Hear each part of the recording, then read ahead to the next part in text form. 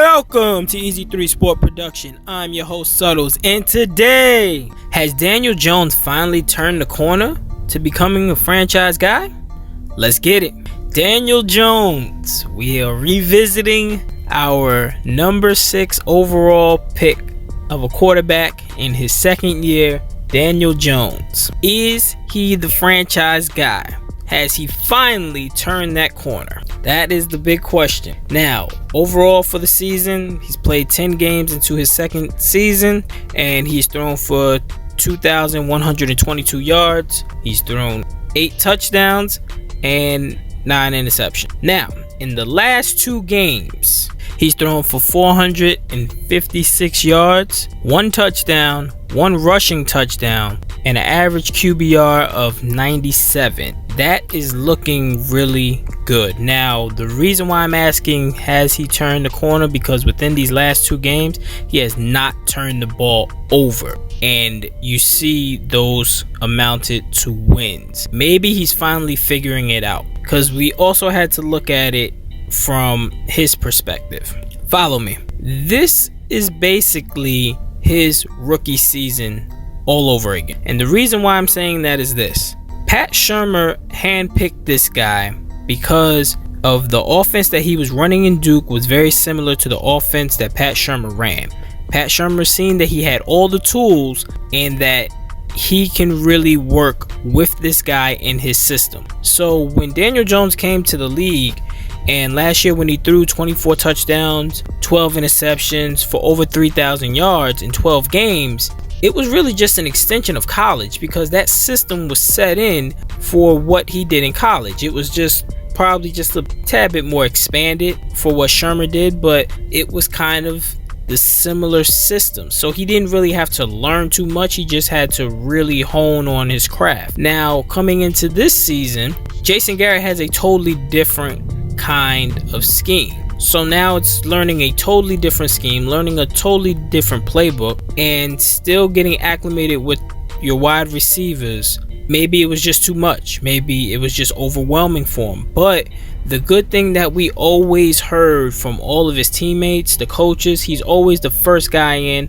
last guy to leave. He's always working to be better. He's always working to get better, to be better, to make better decisions. So he's putting the work in, and it has to translate to the football field. And we can see all the tools. He can make all the throws. He can run because clearly he's the leading rusher on our team. Everything that you need a quarterback to do, he can do. And I think it just took a little bit of time for Jason Garrett to really realize what his strengths are, because now they're working more towards of Daniel Jones' strengths. When you looked at it at the beginning of the season, it looked real forced. Like Daniel Jones was just trying to find where his outlets was, where the ball was supposed to go, looking downfield. Then he stuck on one read, like he just kept on holding on to the ball, and bad things was happening. So Jason Garrett is beginning to get the ball out of his hands quick, because what they're realizing is that DJ is a thrower. He's a quick decision maker. Just one read go, 1-2 reads go. If you drop back and he's holding it for 5, 6, 7 steps, bad things are going to happen. That decisiveness is one of his strengths. But the longer that he has to decide, the more that he feels like that he got to make a play.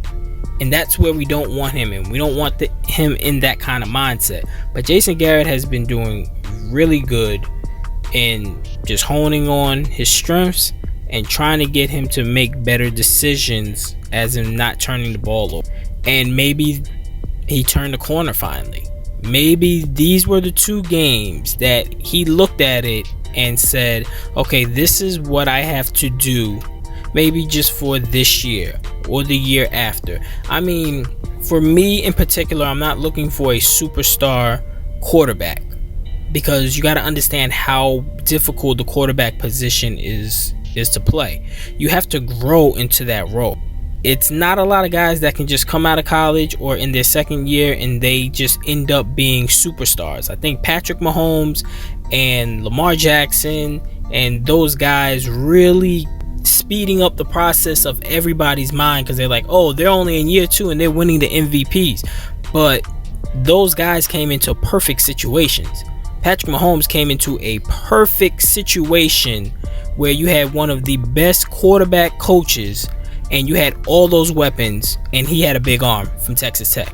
Lamar Jackson came into a perfect situation with the Ravens still being a playoff type team, and all they did was build their offensive system around Lamar, around what he can do and what he cannot do. So it's not that uncommon for quarterbacks to come in their second year and kind of struggle, in their third year kind of struggle, fourth year catch on, fifth year. Like, I understand that it's a long process, but you can't just microwave it. You have to let it happen organically. One of the best examples is Russell Wilson.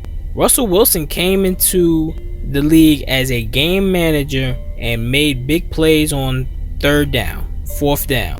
That's what he was. Until his fourth or fifth year, once they began to put the team actually on his back, that's when he started to expand. And that's when you really got to see MVP type Russell Wilson. Just let Daniel Jones grow into the role that we want him to play, and not just store it upon him when he first came. I think that was one of the things that set him back, because we were clamoring so much for a quarterback. We did not want Eli anymore. When they stuck him in there with that Buccaneers game last year and he won that game, I felt like that Pat Shurmur just seen, all right, we have to put everything on this guy's shoulders and let's see where he takes us. And that's a lot of responsibility for a rookie quarterback. But now, take some of the responsibility off. That's what I see that Jason Garrett is doing. He's still the most important guy, but take some of that responsibility off of his back and let the defense put you in good positions. Let your offensive line block you into good positions. Let's run the ball so that you won't be sitting back there passing it 50 times and about to throw 3 interceptions.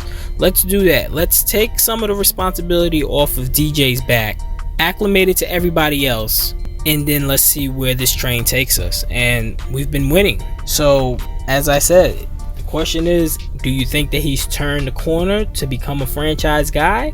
Or is he still the same guy and just had, 2 lucky games? Before, I was saying he looked like a placeholder. That's how he was playing. Now, for me, he has to build the belief back into me.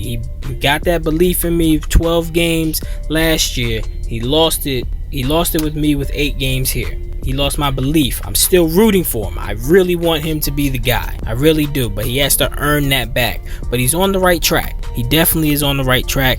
He's not playing like a placeholder. He's playing more like a game manager. But I can accept that in his second season. Those numbers of not turning the ball over and averaging a QBR of 97, I can take that. I don't care about 300-yard games. I don't care about 5 touchdown games. I care about W's.